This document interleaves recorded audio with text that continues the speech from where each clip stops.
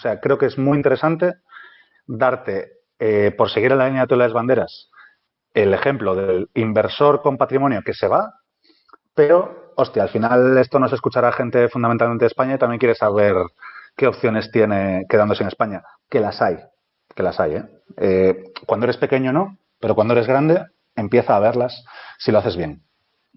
Vale, para el que se va, lo fundamental aquí, el punto clave, quizás no es tanto el capital total como que tu forma de ganarlo suele pasar de ser emprendedor o empresario a ser inversor.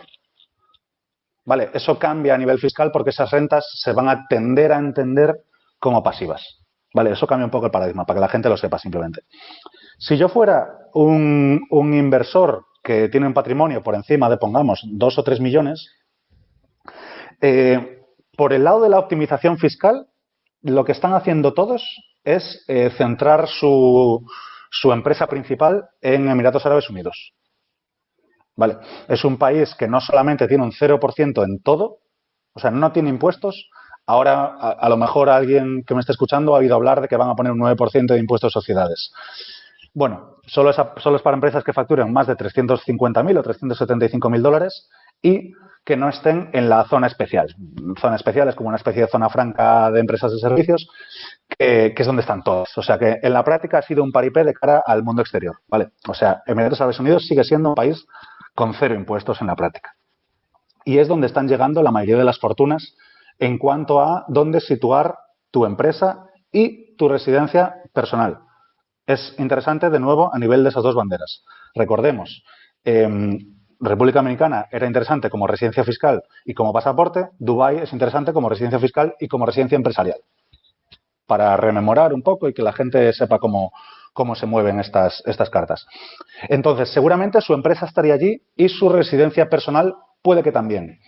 ¿Por qué? Y aquí metemos una variable que a ese perfil le interesa mucho y que no hemos hablado hasta ahora, que es que esa persona, si se hace residente fiscal en Emiratos Árabes Unidos, puede conservar su residencia fiscal sin pasar más de la mitad del año allí.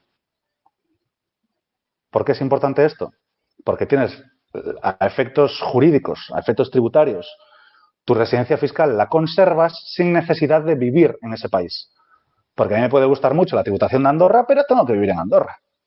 Y no me apetece, a lo mejor. Entonces, Dubái te permite mantener la residencia fiscal con pasar un día no sé si es cada medio año o cada año. Siempre y cuando salgas del aeropuerto, que no tengo claro cómo controlan eso, tú ya puedes mantener la residencia fiscal. En otro país la perderías al no visitar el país. Esto sucede en Dubái fundamentalmente, pero también en Panamá. En Panamá también hay que pasar poca estancia mínima. Ahora está muy de moda Chipre. Se está yendo mucha gente a Chipre porque puedes tener la residencia fiscal en Chipre pasando solo 60 días en vez de más de 183. Y Portugal. Portugal también tiene una opción que no es el NHR, y por eso digo que esto es muy complejo y tiene muchas opciones y un mogollón de variables. Por eso es para mí un reto que este podcast consiga que quede más o menos claro. En Portugal, si tú eres extracomunitario y accedes al visado a través de la Golden Visa, a través de una inversión, vas a poder conservar tu residencia fiscal sin pasar más de la mitad del año en Portugal. Mejor si lo haces, pero no es 100% necesario. Por eso elegiría Dubái si yo fuera una persona de ese nivel patrimonial.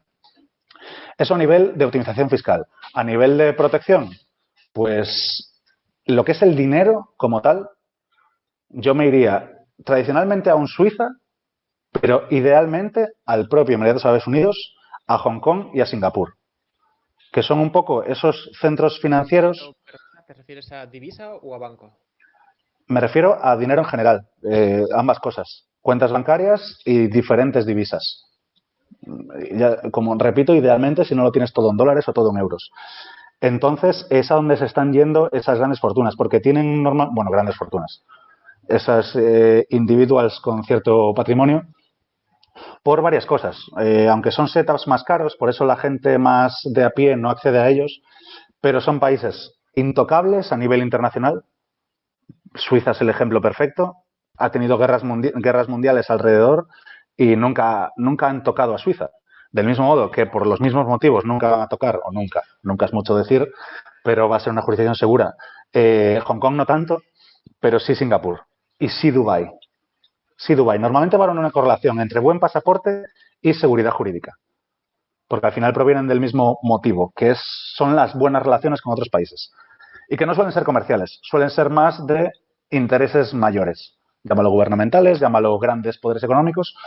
Bueno, ya sabemos que esos países alojan la fortuna de muchas grandes fortunas y no interesa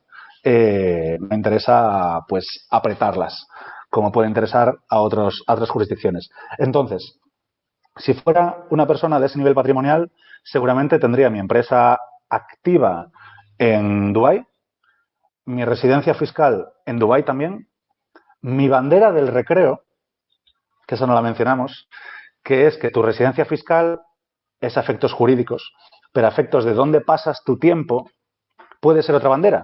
Que si estás en países que te exigen más de la mitad del año no puedes, pero si estás en países que no te exigen estancia mínima, sí puedes tener una residencia fiscal independiente de tu recreo. Yo a lo mejor puedo tener la residencia fiscal en Dubái, pero me paso 3 meses al año en España, 3 meses al año en Portugal y el resto viajando por el mundo. Y puedo conservar la residencia en Dubái. Las cuentas bancarias las tendría lo más repartidas posible y en diferentes divisas. Entiendo que la bandera de recreo, o sea, no consigo verlo. Si yo ahora me voy un fin de semana a París, eso para mí no se convierte en una bandera porque no tengo nada de Francia, digamos, ¿no? O sea, ¿qué haces allí para que se convierta en una bandera? Necesitas algo, entiendo. Te pongo un ejemplo extremo para que se pueda entender.